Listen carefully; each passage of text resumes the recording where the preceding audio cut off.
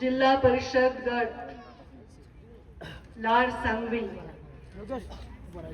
याच्या आमचे अधिकृत उमेदवार विजय काळे आणि पंचायत समितीचे उमेदवार वैष्णवी पडुळ आणि राधा पठाडे या सर्वांच्या विजयाची निश्चिती करण्यासाठी आणि प्रचार करण्यासाठी या सभेला माझ्या समवेत मंचावर उपस्थित आमचे ज्येष्ठ आणि अनेक वर्ष मी पाहते की निवडणुकांचा अनुभव दांडगा असणारे रावसाहेब दादा दानवे पाटील, आमच्या सहकारी आमच्या आमदार अनुराधाताई चव्हाण यांनी अत्यंत छान नम्रपणे आपल्या विषयांना वाट मोकळी करून दिली आणि आपल्या सगळ्यांच्या मनातल्या इच्छा बोलून दाखवल्या.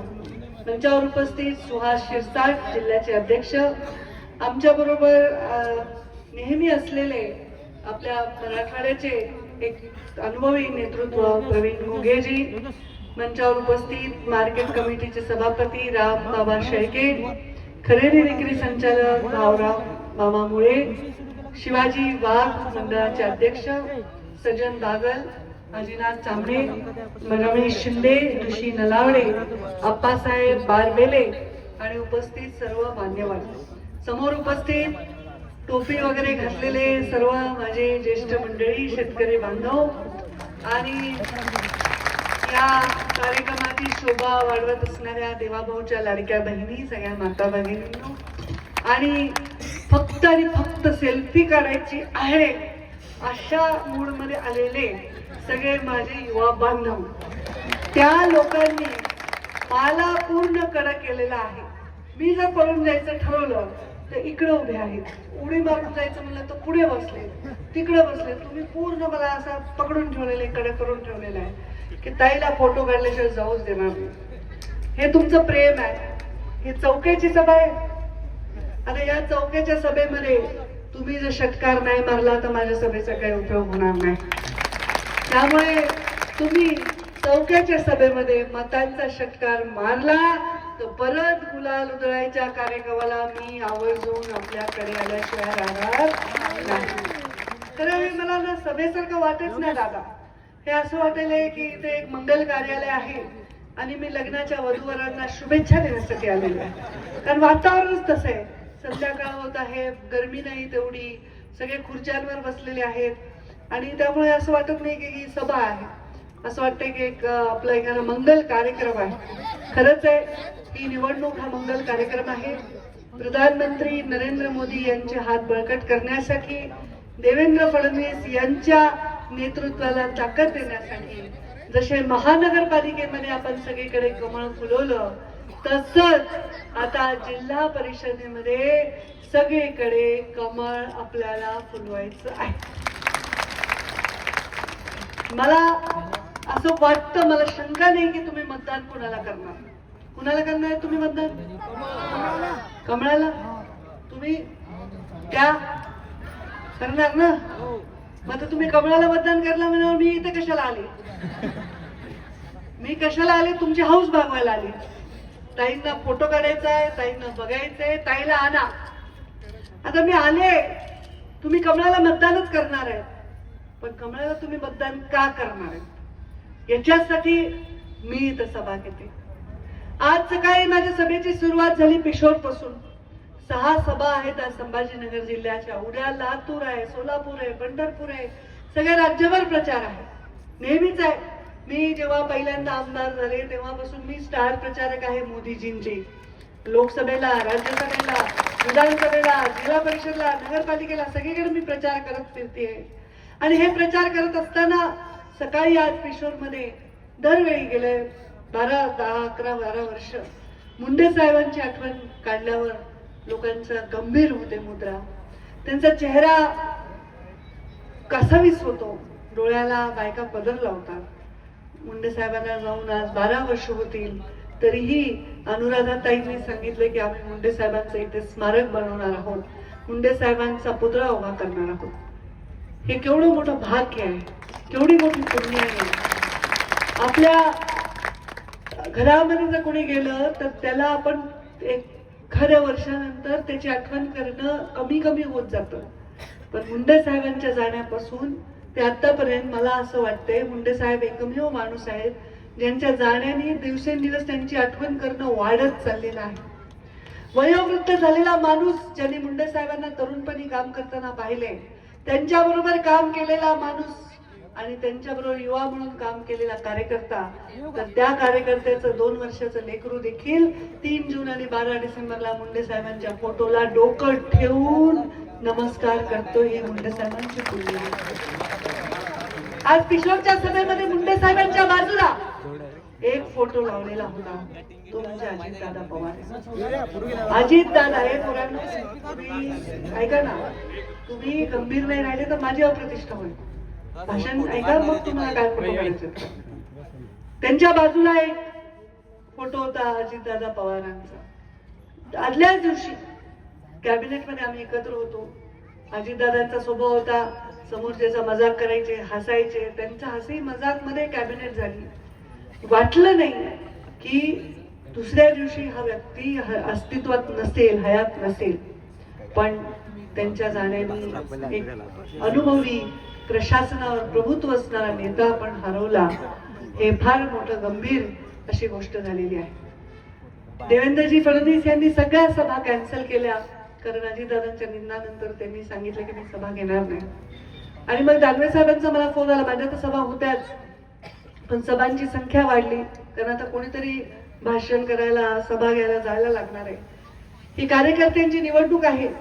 आपल्या निवडणुकीत कार्यकर्ता रात्रंदिवस झटतो.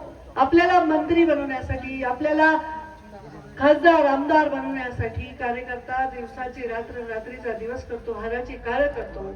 आज या कार्यकर्त्यापुढे गंभीर प्रसंग उभा राहिलाय.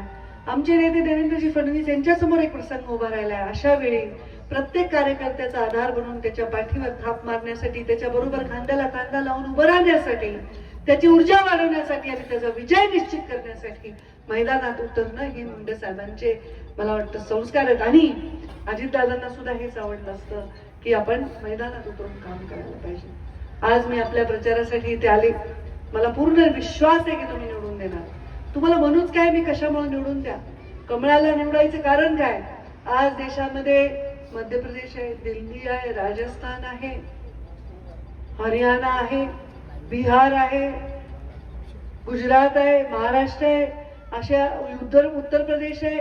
कितीतरी राज्य जर बघितले, सगळीकडे लोकांची पहिली पसंती काय आहे? काय? मग आता महानगरपालिकेच्या निवडणुका झाल्या, लोकांनी नंबर 1चं मतदान कोणाला दिलं? मग आता तुम्ही जिल्हा परिषद मध्ये काय करणार? विषयच नाही. मग कमळाला मत देण्याची कारण, या देशाचं सगळ्यात सक्षम नेतृत्व ज्यांनी जगामध्ये आमची मान उंचावली ते प्रधानमंत्री नरेंद्र मोदी हे तिसऱ्यांदा प्रधानमंत्री झालेले आहेत. त्यांनी चंद्रावर यान पाठवण्यापासून ते तुमच्या शेतामध्ये ड्रोन पाठवण्यापर्यंत प्रत्येक काम हे सामान्य माणसाला समोर धरून, या देशाच्या प्रतिभेला समोर धरून, या देशाला एक मोठा, एक महाबलशाली राष्ट्र बनवण्याच्या स्वप्नपूर्तीसाठी केलेला आहे. आणि म्हणून ते कमळाला मत द्यायचे. ज्यांनी कधी विचार केला नाही की 2014च्या आधी मी गावात प्रचाराला जायचे. मी 2004 पासून काम करते. प्रचाराला गेले की गावामध्ये दुर्गंधी यायची, परसदार असायचं, महिलांची कुचंबना व्हायची. पण ह्या लहान पोरांना माहित नसेल, कारण हे जन्मल्यापासून शौचालयच दिसायले त्यांना. पण तुम्ही मागच्या लोकांना विचारा की गावामध्ये शौचालय नसायचे. स्वच्छता अभियानामधून ही कुचंबना थांबवण्याचं काम कोणाला सुचलं नाही, जे मोदीजींना सुचलं. चुली समोर बसणारी आपली आई खोकत असताना त्यांनी पाहिली, म्हणून तुमच्या आईला चुलीपासून उभा करून गॅसच्या शेगडी समोर बसवण्याचं काम त्यांनी केलेलं आहे. या शेतकऱ्यांच्या आत्महत्या बघून, दुष्काळाची परिस्थिती बघून किमान त्याच्या खिशामध्ये 4 पैसे लावे त्याच्यासाठी शेतकरी सन्मान योजना दिलेली आहे. येते किती योजना? किती रुपये टोटल? किती टोटल? किती? हा, 6,000. कुणाचे? आणि खालचे राज्याचे टोटल किती येतात वर्षात एकाला? किती बघा, आपण सांगायला. तुम्ही सांगा बरं किती येते लाडकी बहीण एका वर्षात? किती? किती आहे? कशा पटकन सांगतात. दिला तर दिला म्हणा, गपचूप गपचूप काय. तुम्हाला 12 आहे तर त्यांना 18 आहे. लाडक्या बहिणी आणि लाडके मेहुणे. अरे मग देवाभाऊच्या लाडक्या बहिणी लाडके मेहुणे तुम्ही हे का केलंय आणि कसं शक्य झालं? जनधन योजना आणल्यामुळे शक्य झालं. जो कधीही अकाउंटवर नव्हता, ज्याची अवकात नव्हती, ज्याचा कुठेही कागद नव्हता, चिटोर नव्हतं, ज्याचं काही नव्हतं, यांना जनधनच्या माध्यमातून अकाउंट मध्ये आणलं. म्हणून काँग्रेसचे मोठे नेते सांगायचे की देशातून आम्ही 1 रुपया पाठवला तरी गावापर्यंत 15 पैसे पोचतात. ते मोदीजींनी खारिज करून टाकलंय आणि देशातून तुम्हाला पाठवलेले पैसे तुमच्या अकाउंट मध्ये तेवढेच येतात. हे त्यांची संकल्पना. त्या माय माऊलीला लाडक्या बहिणी केल्यात. कोणत्या कोणत्या लाडक्या बहिणी हातवर करा बरं. तुम्ही लाडक्या स्वतःच्या भावाची नाही, देवाभाऊच्या आहेत का लाडक्या? बरोबर येतं ना महिन्याला 1500 रुपये, वर्षाला 18,000 रुपये. हा, हे नवरे बिवरे कोणी घेत नाही ना घरात? सक्का भाऊ नाही ना घेत. हा, मग आता मला सांगा बरं, तुमचा सख्खा भाऊ तुम्हाला ओवाळणीला येतो भाऊबीजेला आणि राखी पौर्णिमेला, किती देतो ओवाळणी? तू 1000. म्हणजे 1000 चांगले श्रीमंत आहे चौक्याचे लोक. मागच्या सभेला तर 200 आणि 500 बोलायले होते. बरं 1000 देतो, मग राखीला 1000 आणि भाऊबीजेला 1000 का वेगवेगळं काय अर्थ? राखीला 500, भाऊबीजेला 1000 म्हणजे किती? 1500 झाले. वर्षातून सक्का भाऊ 1500 देतो आणि देवाभाऊ पाय महिन्याला 1500 देतो. देवाभाऊला कसं सोडणार आहेत आपण? बरोबर आहे. आज सख्या भावाची जागा, मी म्हणत नाही सख्या भावाची कमी आहे, सख्या बिचार त्याची परिस्थिती, तो कष्ट करतोय, मी त्याला नाव नाही ठेवत, पण सख्या भावाची जागा आमच्या मुख्यमंत्र्यांनी घेतली आणि महिलांना सबलीकरणाचं काम केलं. आता भाग अत्यंत संभाजीनगरच्या जवळ आहे. इथे उद्योग यायला पाहिजे, इथे संस्था यायला पाहिजे, डेअरी आहे तिथे डेअरी आहे, कारखाने आहेत, चांगला भाग आहे आणि या भागामध्ये विकास व्हावा. आता अनुराधा त्यांनी सांगितलं की काही त्यांना पशुवैद्यकीय मध्ये काही बजेट पाहिजे. पशुवैद्यकीयचं काय कुठलंही बजेट तुम्ही सांगा, ग्रामीण विकास खात्याचं, PWDचं, या सगळ्या बजेटमध्ये तुमच्या मतदारसंघामध्ये विकास करण्यासाठी कोणत्याही मंत्र्याला बोलण्याचा अधिकार आणि प्रेम मी ठेवते. मी नक्की तुमच्या पाठीमागे उभी राहीन. स्वतः मी मुख्यमंत्र्यांशी बोलेन आणि तुमचे विषय मार्गी लावून देईन, हा शब्द या निमित्ताने देतो. सकाळी विमानाने माझे दौरा सुरू झाला. प्रवीणजी आले होते मला घ्यायला. मी उतरताना म्हणलं तुमच्या जीवात जीव आला का? मी आले. कारण मला जेव्हापासून दुर्दैवी अपघात झाला अजितदादांचा, लोक म्हणे ताई विमानाने प्रवास करू नका, ताई तुम्ही आमचं काळीज आहे, तुम्ही आमचा जीव आहे, तुम्ही विमानाने प्रवास करू नका. आणि माझी सकाळी तर आई तर माझी नादच लावली, जाऊ नको जाऊ नको. म्हणजे अरे कसं जाऊ नको, सभा लागल्या, लोक मरतील ना मी नाही गेले तर. मग तिथून पुन्हा हेलिकॉप्टरने आले. आता जे हेलिकॉप्टर गेलं ते माझंच गेलं. आता अंधार पडायल्यावर हेलिकॉप्टर गेलं, काही कामाचं नाही. म्हटलं जाऊ दे, चौक्याची सभा होऊ दे, ते हेलिकॉप्टर जाऊ दे, मी गाडीने जाते. पण हे जीवाला धास्ती लागली. एखादा चुकीचा अनुभव आपल्या हृदयामध्ये घर करून राहतो, पण त्या धास्तीला बाजूला ठेवलं. म्हणजे एवढे प्रेम लोक मुंडे साहेबांच्या आशीर्वादाने करतात की मला काही होणार नाही, त्यांच्या मागे उभे राहीन, त्यांना निवडून आणीन, तर हे महत्वाचं काम माझ्या हातून झालं तर हे मला समाधानकारक होईल. म्हणून तुम्हा सर्वांना मी विनंती करणार आहे, येणाऱ्या 7 तारखेला मतदान आहे. 7 तारखेला मतदान करण्यासाठी सकाळी सकाळी लवकर माझ्या माऊल्या उठा. युट्यूब बघता ना, माझे व्हिडिओ बघता का? सकाळी सकाळी उठून काय करते मी? देवपूजा. तुम्ही पण बघता, थँक्यू. चांगलं आहे पोरांनो, देवपूजा बघा जा. नाही तर काय आता तरुण पोरं नादी लावतात. आमच्यासारखेच कोणी राजकारणी, याला दारू, भट्टी, त्याला काय अजून ते तंबाखूचं एजन्सी, नका भानगडीत पडू. आपलं आयुष्य घडवा. सकाळी उठून देवपूजा करा. मग महिलांना सांगते, आणि चांगला खमंग नाश्ता बनवा. असा वास घरामध्ये सुवास आला पाहिजे, पण वाढू नका, बिलकुल जेवायला वाढू नका. नवऱ्याला सांगायचं आधी मतदान करायचं माझ्या भावाला, मग मी नाश्ता देणार. पूर्ण असहकार चळवळ करायची. आपला भाऊ कसला असेल, किटका असेल, बिडका असेल, बारका असेल, आपल्याला त्याचा गर्व असते. नवऱ्याला भावाला सांगू का भावाला कुणी बोललेलं आपल्याला आवडत नाही. आमच्या भावाचं नाक खाली गेलं नाही पाहिजे आणि बहिणीचंही नाही गेलं पाहिजे. आता बहिणीने येऊन सभा घेतली, तुम्ही मत देणार असताना आले तर मग माझंही नाक खाली गेलं नाही पाहिजे. त्यामुळं तुम्ही मतदान करा, विजयी व्हा. मात्र ताई तुम्ही गुलाल लावायला आम्हाला बोलवा आणि मुंडे साहेबांचं स्मारक करा. मी म्हणणार नाही, कारण मी कधी म्हणले नाही दुसऱ्या कोणाला की बाबांचं स्मारक करा.